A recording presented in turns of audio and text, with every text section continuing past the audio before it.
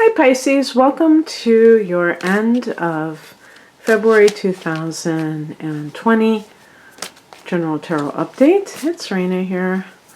Happy birthday to those of you. Let's see, when I'm recording this, it'll be a few days before the sun goes into Pisces, and then there's a new moon in a week, and that'll be really nice.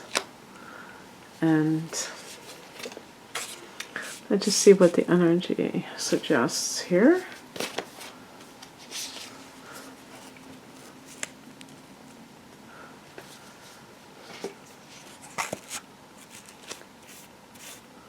Some of the ashes from my sage.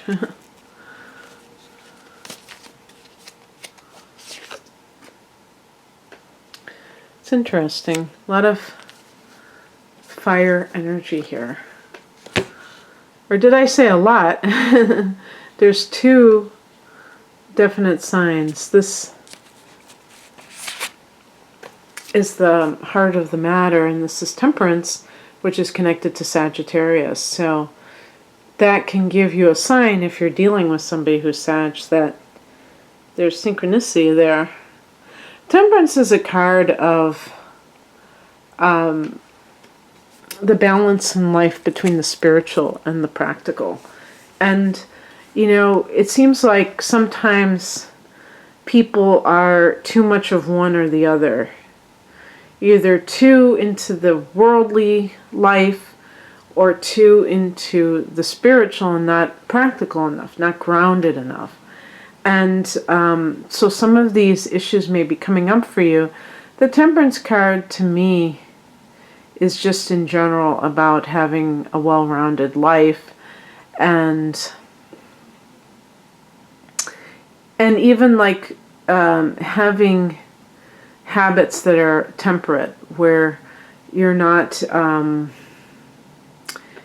know, too much in one direction or the other. And let's just continue, because it's very interesting here.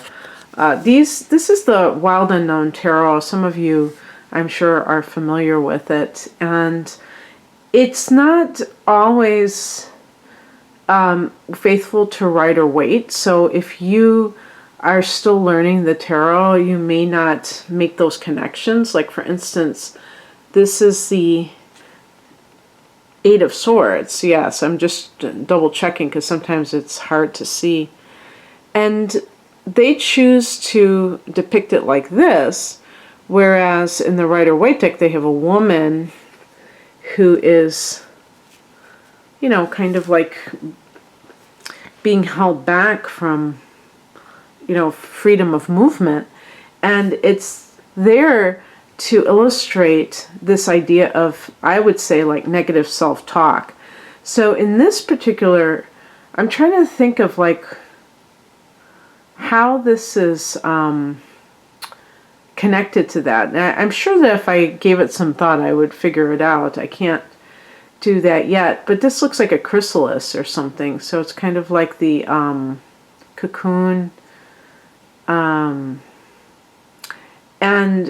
the symbolism, you know, the butterfly that is waiting to burst free. And so I like that in the sense that it's indicating that the person is not completely free yet, but they are, it's like it's all part of a process of growth. And the thing, though, that traditionally this card represents being, you know, holding yourself back.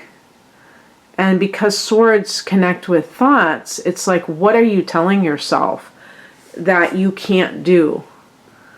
And really that you can do. So perhaps some of you have been looking at these types of issues, and the Temperance card is you being able to kind of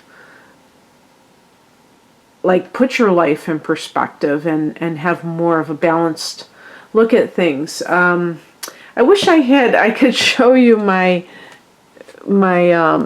Morgan Greer deck. I'm kind of looking, I don't want to eat up time just searching my deck, because it shows, for the Temperance card, it shows an angel that has one foot in the water and one foot in the land. And it's funny because you're water, and water represents the spirit, and of course land, the material. And you know, I see the Devil card there. So the other thing which I didn't mention is about addiction and about sobering up. Remember the Temperance Union? If you're American history, you might remember that they used to have a Temperance Union. Now, Pisces is a sign that loves to escape into fantasy, and so having that tendency can definitely lead to that. Not to mention that your ancient ruler is Jupiter, and Jupiter can be about excess. So it's no wonder that I got the Devil card. Don't you love how they depict his, like his heels are on fire? Hooves, I said heels. I think that's so cute. I don't know why. But the Devil card is about the sins of the flesh, or the ways that we become imprisoned by compulsive behavior, carnal desires. This could even be in relationships. That tendency to be enslaved by them sometimes, feeling that we can't burst free from that. Well, the Eight of Swords suggests that you have made the connection between your own mind and your behavior, and that you realize that you hold the key in that regard. Oh my gosh, this is one of the most gruesome cards. It's in the challenge position. But look at this card. This is the Nine of Swords. So the Eight and the Nine of Swords to me are somewhat similar in meaning. The Nine of Swords kind of reminds me of the 8th house, or even the 12th house that you rule, where it's all about those things that we don't want to acknowledge. And again, in the realm of thoughts, the anxiety that may be lurking below the surface. But it's all an illusion, and the devil is not real. The devil is, desire. But you can eradicate that desire. You can burn out ignorance through the ability to discern what is good for you. And I think that you're starting to do that. You're starting to see the power of thought, and that you're not the victim of thought, that you have some control over how you perceive things. And what's coming in are the advice, Nine of Pentacles. This is a card of financial independence. And so if you have been feeling a sense of anxiety about your finances, maybe you need to look at the area that you have been excessive, where you have maybe tried to elevate your spirits through the material, when that can never truly do it. And the Nine of Swords can show the driving force that anxiety can be when it comes to, how people, what kind of things do they do to try to make themselves feel better? And is it productive? Does it heal? Does it lead to better things? The Nine of Pentacles, if we just read it literally, it's like being independently wealthy, or having independently, financially independent. That's what I meant to say. And being financially independent doesn't mean that a person is going to be in bliss emotionally. So I'm not suggesting that.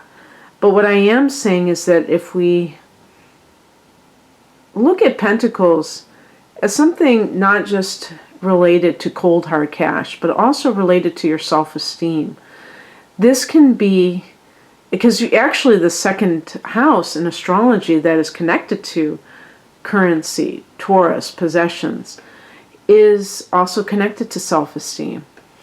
And if you're able to love yourself, regardless of other people's opinions of you, that's true independence. And that will lead you to feel a sense of freedom. The Nine of Swords, the Eight of Swords, this is, and the Devil card can be that bondage, but it doesn't have to be that way. And the Seven of Wands is the outcome. And, you know, sometimes because of the depiction of the Seven of Wands in other decks, I do pick an additional card because in that context, to me, it's always about being in a defensive posture and trying to, defend your position. In this deck, in the Wild Unknown Tarot, this reminds me of the Eternal Flame. And to me, it's that sense of self-worth and the sense of possibility that is not extinguished in any one of us.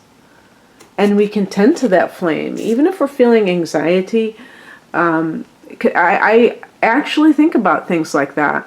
I think about, it can be like the dream that you have, the goal that you may have not yet accomplished, Pisces, but that may still be possible for you if you honor yourself. To me, this is a card. That's why in other decks, when they talk about the defensive posture, it's because the person is trying to protect themselves. And really, I see this as expressing yourself with wands, with creative energy, and being aware of the importance of your point of view, the importance of who you are to this world, that you matter, that you have a place, that you belong. Okay, that's what I have for you, Pisces. Happy birthday to those of you who are born at the end of March, and at the end of February. The first decade, they call it, of Pisces. I was just doing a few astrology readings for March, that's why I said that. But no, this is for the end of February. And I do hope that all of you have a blessed new moon in Pisces and just a wonderful end to a wonderful month. Take care. Bye.